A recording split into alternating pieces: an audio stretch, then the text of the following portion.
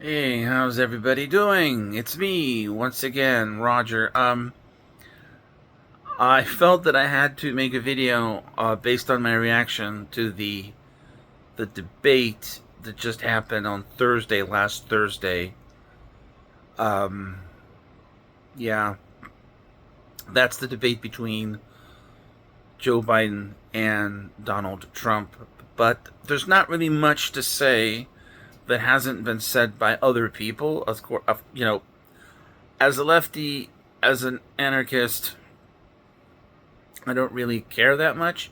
To me, it's just entertainment at this point.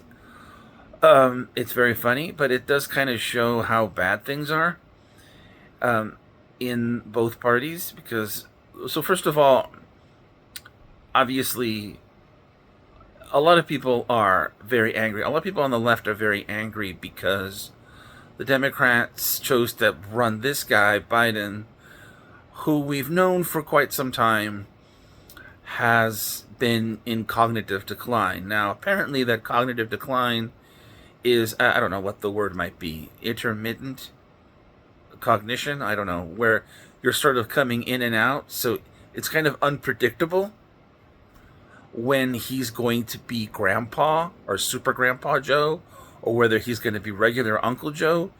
It's completely random as far as what people have been saying. And what I mean by that is there's been articles in the New York Times discussing this issue, and a number of well placed Democrats have said that at times he appears lucid and in command of the facts, and sometimes he's just out of it. And he goes to these public events, and sometimes he stares into empty space with his mouth open.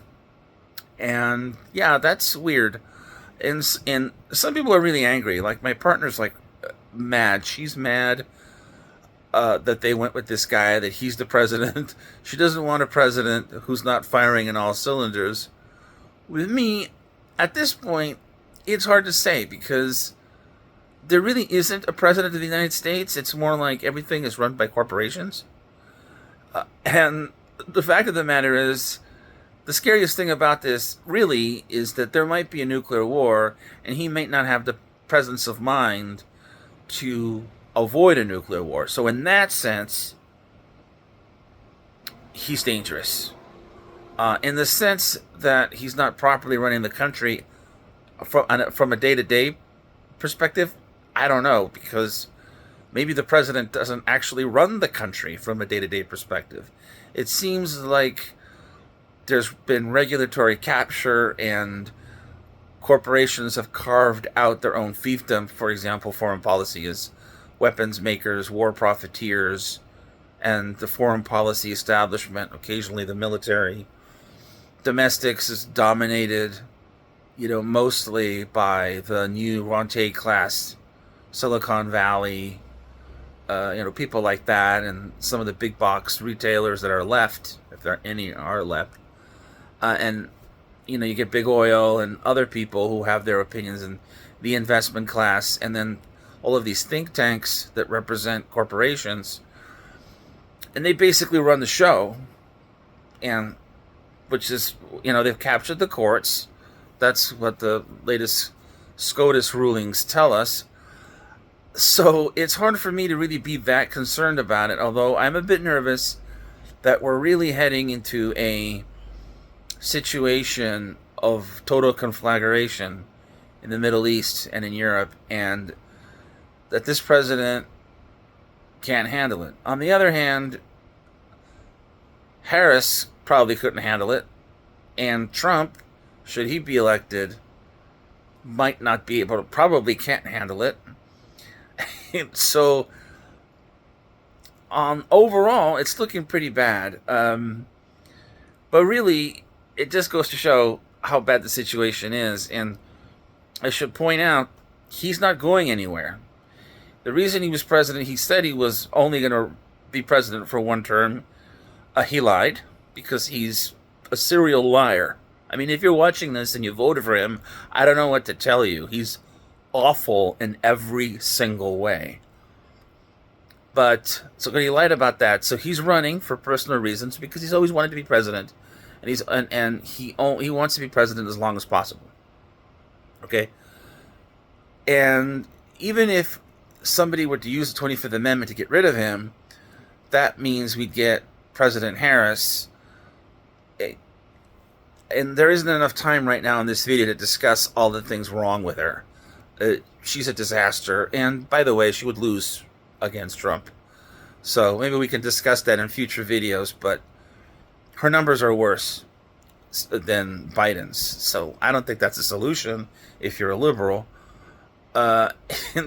So there's that. But yeah, so there really isn't a way to get rid of him. Because if you were to get rid of him, it would create all kinds of chaos. Because you'd have to replace him with Harris. If you didn't replace him with Harris, it would offend the Democratic coalition, meaning women of color. And also,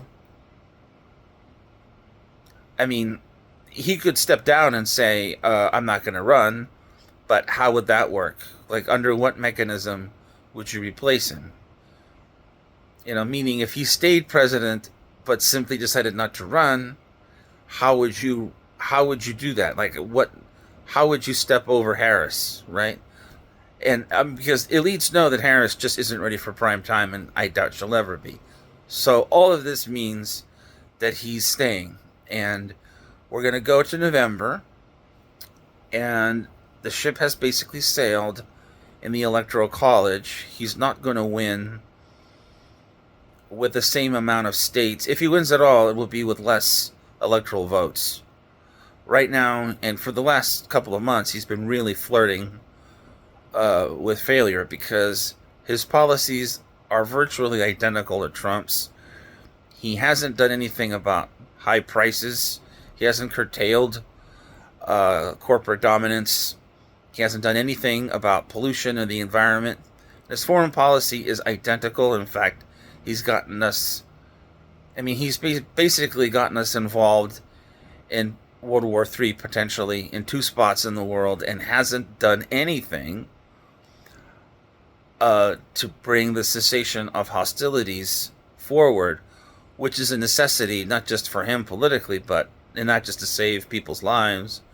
It's really a necessity, because the best that you can do in Ukraine is to have a ceasefire, which would basically end up looking like the end of the Korean War. And the best that you could do in Israel would be to shut the war down, which would inevitably lead to the collapse of Netanyahu's coalition and then an election. That's the best you could do in the short run. That's why he doesn't want to. That's why Netanyahu wants to keep the war going. It's not just about genocide. It's about his politics. He knows that he has to keep the war going to remain in office. Otherwise, his coalition breaks up. And then, if he's forced out of office, he's probably subject to criminal prosecution because he's corrupt. So that's why that war's going on.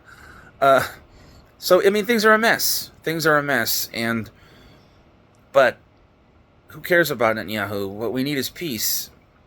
How that's going to happen, how that's going to play out, I don't know, because that's not a priority. It's not a priority domestically in the United States. It's not discussed.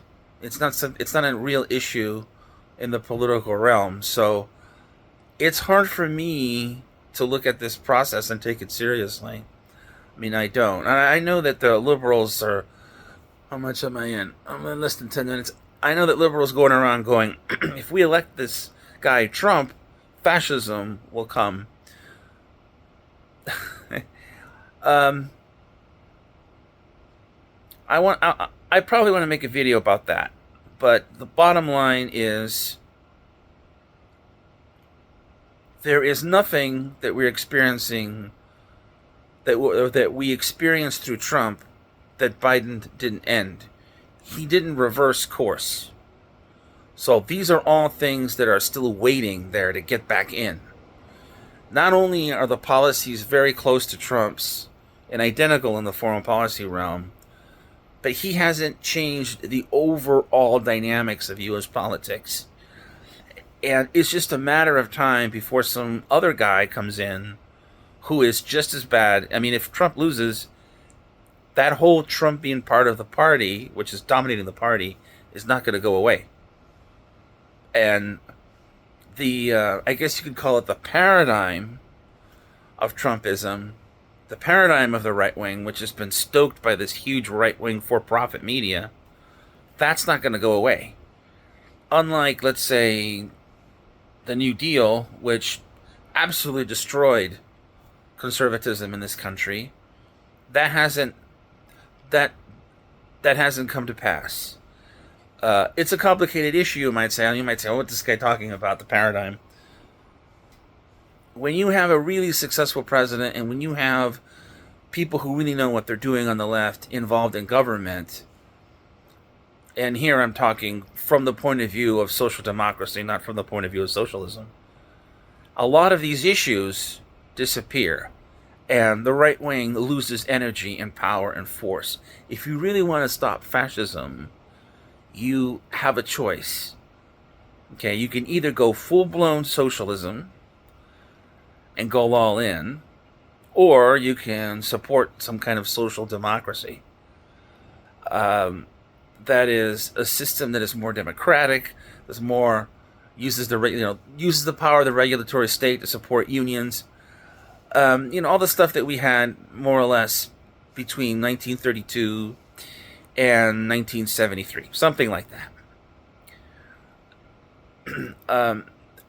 Elites have already shown repeatedly that they oppose social democracy. They oppose the regulatory state.